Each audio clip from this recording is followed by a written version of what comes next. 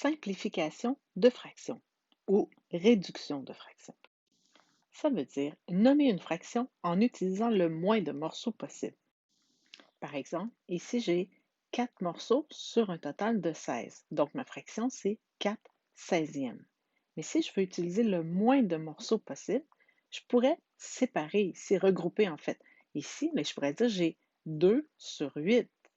Mais je pourrais encore regrouper davantage, dire j'ai 1 sur 4. Tout ça, ce sont des fractions équivalentes. Tu l'as vu dans le dessin, elles ont la même valeur. La fraction que j'avais au départ, 4 seizièmes, je l'ai simplifiée ou je l'ai réduite en 1 quart. Donc, c'est une fraction équivalente, mais qui utilise le moins de morceaux possible pour la représenter. Simplifier ou réduire une fraction, ça consiste à trouver une fraction équivalente en divisant le numérateur et le dénominateur par le même nombre, donc un diviseur commun. On dit d'une fraction qu'elle est irréductible, donc elle va être réduite à sa plus simple expression lorsque son numérateur et son dénominateur n'ont aucun diviseur en commun, excepté 1.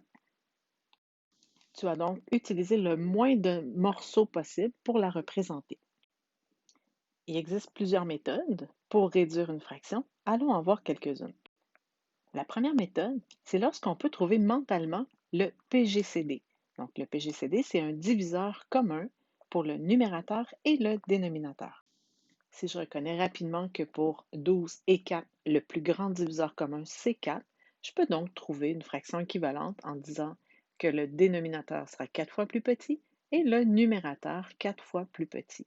J'ai donc la fraction réduite équivalente à 4 douzièmes, qui est un tiers.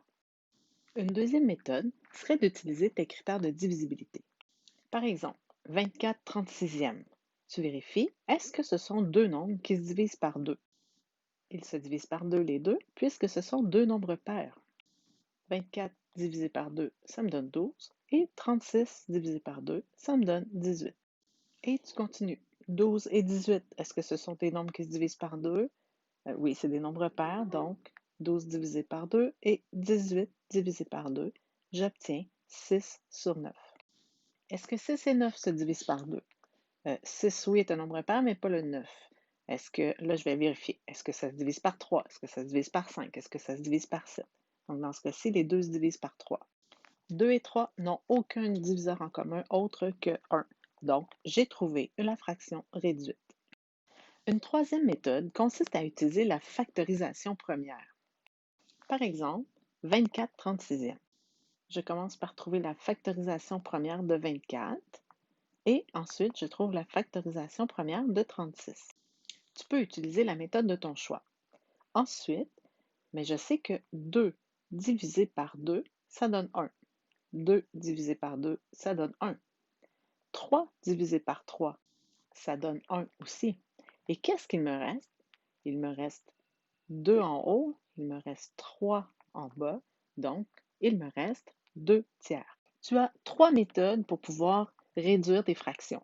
Que tu utilises le plus grand diviseur commun, donc le PGCD, que tu utilises les critères de divisibilité en plusieurs étapes, ou encore que tu utilises la factorisation première, l'important, c'est que tu arrives à la fraction irréductible.